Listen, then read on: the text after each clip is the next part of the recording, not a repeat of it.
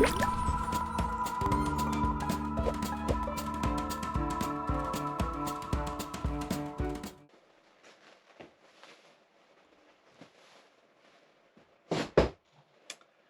m'appelle Jean Rambat, je suis l'auteur, dessinateur du Détection Club, qui est paru chez Dargaud, dont je vais vous parler un petit peu pendant les quelques minutes qui nous attendent. Euh, Ce sont deux planches que j'ai choisies. L'une est un dialogue un peu abstrait, et l'autre, je l'ai pris un peu pour parler davantage du dessin et du cadrage. Euh, c'est une BD, je dois dire, mon dessin habituellement, je travaille au crayon, je fais un crayonné, j'ai pas amené mes outils, mais ensuite je repasse mon dessin, je dessine plutôt des des pages à 3. Euh, je dessine au crayon papier, puis je repasse vraiment c'est un travail à l'ancienne, avec une plume sergent-major, une plume atome, et je ne fais que le contour en noir, et je précise pour lui rendre hommage que c'est Jean-Jacques Rouget qui rajoute les couleurs à ces planches-là, qui sont exposées à Bastia, à la galerie Noir et Blanc.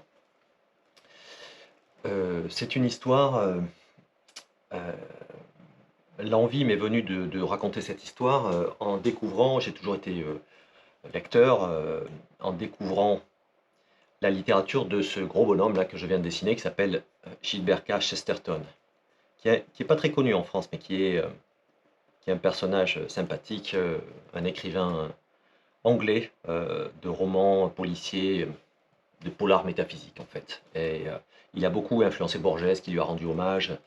Et c'était un personnage, comme disaient les Américains, bigger than life, qui a une grande taille, une figure comment dire, on disait que c'était Don Quichotte dans le corps de Sancho Panza.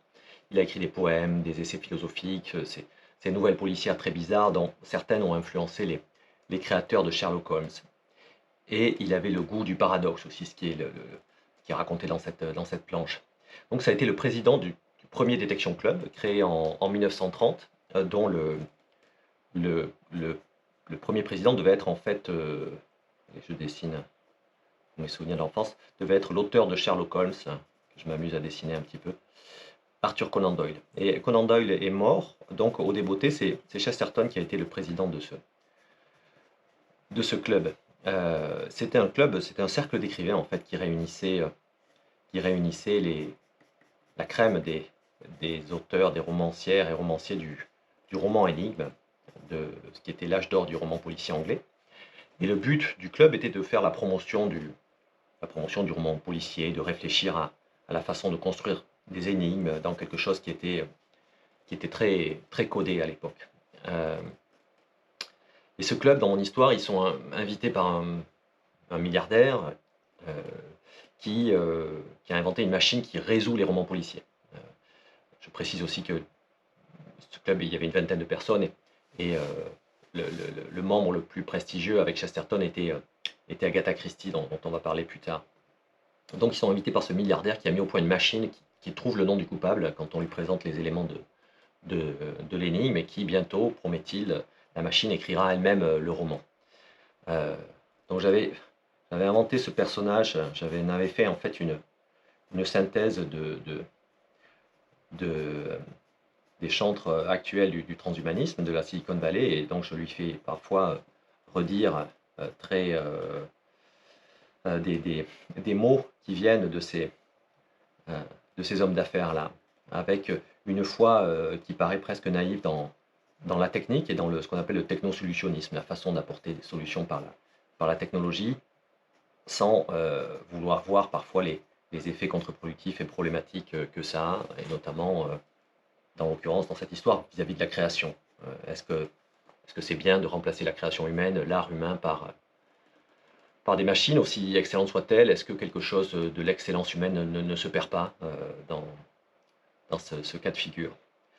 Et alors, évidemment, c'est un jeu avec les romans policiers traditionnels, je joue avec les clichés, euh, et je m'amuse voilà, à faire une fable policière comme aimait les écrire ce bon Chesterton. Chesterton, on disait qu'il avait toujours sur lui une canne épée, une bouteille de bourbon, et il avait un sens de l'humour bien à lui, et notamment le sens du paradoxe. Donc là, je lui fais dire que le principe du roman policier, c'est justement que le monde n'est pas épuisé, que on cherche quelque chose et qu'il y a la vérité du roman policier, c'est ce qu'il représente, c'est que euh, le monde n'est pas absolument parfait et qu'il faut la vérité ne se donne pas spontanément, il faut la chercher, il faut faire l'effort de chercher et c'est cet effort-là euh, qui est capital pour l'expérience humaine. Donc je fais de temps en temps, je glisse des petits dialogues philosophiques comme ça dans cette bande dessinée parce que ça me tient à cœur, même si j'espère la fable, l'intrigue policière tient la route. Donc là, dans mon histoire, là, il dit, Chesterton, c'est quand on prétend tout comprendre qu'on se trompe le plus. Euh, le problème de peut-être de certaines personnes aujourd'hui, c'est de penser euh, que des solutions totales existent et qu'on se débarrassera de notre condition humaine qui est faite de souffrance, de finitude, de mort et d'imperfection. Donc c'est ça un petit peu le sens de ma fable. Et dans cet extrait, le milliardaire là, qui s'appelle Roderick Gill, là, je lui ai donné un nom de vandale avec un nœud papillon à carreaux, il veut vivre éternellement. Il veut dépasser la mort. Il veut dépasser l'art avec sa machine et dépasser la mort. Bon, c'est évidemment le méchant de mon histoire, mais j'aime beaucoup le cinéma de Miyazaki où il n'y a pas vraiment de méchants. Les gens sont juste, finalement, c'est une forme d'ignorance. Donc ce milliardaire va être assassiné, il va disparaître euh, après avoir présenté son robot. Donc ce bon Chesterton et Agatha Christie mènent l'enquête pour trouver le coupable. Et la question qui se pose, c'est est-ce que est-ce que c'est le robot qui est coupable? Est-ce que c'est la machine qui tue l'homme? Ou est-ce qu'au contraire, c'est la machine qui est responsable d'un oubli essentiel chez certains humains, un oubli de notre condition? Donc il mène l'enquête, et là, dans cette petite planche que j'avais choisie, j'avais fait du 4 bandes, alors que d'habitude la bande dessinée est en 3 strips, là, comme ici. Là, en l'occurrence, ici, c'est un gaufrier, c'est-à-dire que les cases sont de la même taille, régulièrement. Et là, c'est du 4 bandes, donc 4 strips. Et je voulais, après toutes ces scènes d'intérieur, donner un peu d'aération à mon histoire. Chacun réfléchit sur les suspects, qu'est-ce qui a pu arriver à ce milliardaire. Et Agatha Christie a quelques hypothèses. Elle réfléchit sur la plage et Chesterton la rejoint. Donc ça, c'est des procédés que utilisait pas mal Hugo Pratt. En fait, il prenait un même cadrage en faisant des petites variations avec ce cadrage, en l'occurrence le personnage qui s'approche. Alors Agatha Christie est au bord de l'eau, comme ça, ce qui permet de dessiner la mer et les mouettes. C'est toujours bien de faire des paysages avec la mer et les mouettes, parce qu'on peut faire des choses jolies sans trop se casser les pieds avec des questions de perspective. Donc Chesterton arrive et elle bouge, elle est dans la même position, mais elle bouge un petit peu la tête. Puis ils sont côte à côte et ils dialoguent, donc elle dit que réfléchir lui donne la migraine. Euh, et elle propose des tas de choses extravagantes qui sont dans ces romans. J'ai fait une Agatha Christie un peu plus folle dingue qu'elle n'était dans la réalité. Elle était un peu très, très timide en fait. Alors quand on dessine des mouettes aussi, ce qui est bien, c'est qu'on peut en faire, comme faisait Pratt aussi, en très gros plan. Il y avait un autre dessinateur que j'aime beaucoup qui s'appelle Quentin Blake qui disait quand un dessin n'est pas très bien équilibré, hop, il suffit de rajouter un oiseau, comme ça et on peut rééquilibrer le dessin. Et puis pour la dernière, donc c'est 3 fois le même plan, et puis pour ce dernier plan, c'est quelque chose d'assez efficace que faisait Pratt aussi, c'est-à-dire il met ses personnages qui parlent de profil dans un coin, euh, et avec beaucoup d'air autour, là, pour laisser de l'espace. Pour le dialogue, mais pas seulement, pour aussi que la planche respire avec. Hop, donc les personnages dans un coin, du plein de ce côté-là et du vide de ce côté-là. Bon, il en a peut-être un peu abusé avec le profil de Corto Maltese, voyons si je m'en souviens.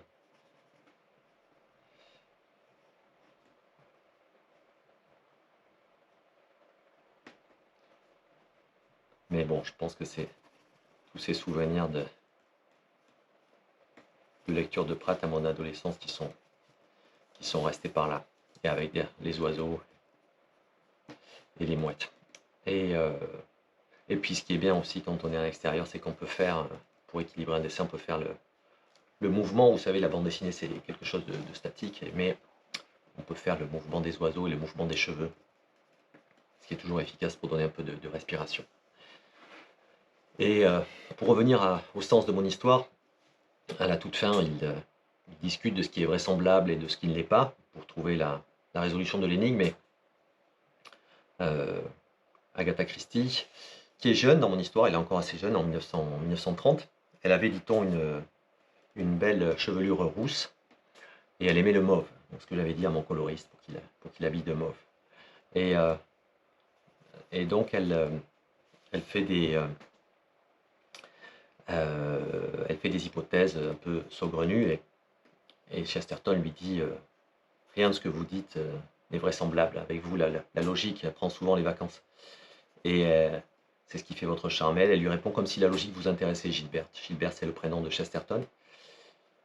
Et en effet, Chesterton, il a inventé ces petites fables policières dont je vous parlais qui reposent pas sur une logique pure et dure. Parce que ce qu'il cherchait à faire, c'était vraiment parler de la condition humaine, et il proposait une énigme avec une solution très impressionnante, souvent il renversait cette première hypothèse pour ensuite amener une autre solution qui était tout aussi extravagante, mais qui disait quelque chose de nos vies et de notre état. Et modestement, c'est ce que j'ai essayé de faire avec cette petite histoire, cette petite fable du Détection Club. Rendre hommage à cet univers policier, à ces préoccupations humaines qui me touchent. Et on ne sait jamais si le livre est réussi, mais on travaille beaucoup, on fait beaucoup de lectures, on cherche des solutions, et puis on s'abreuve d'une certaine littérature. Et quand bien même le livre serait un échec, il y a ce plaisir-là, ce voyage-là. C'est ça de prix, voilà, qu'on ne nous enlèvera pas. Merci.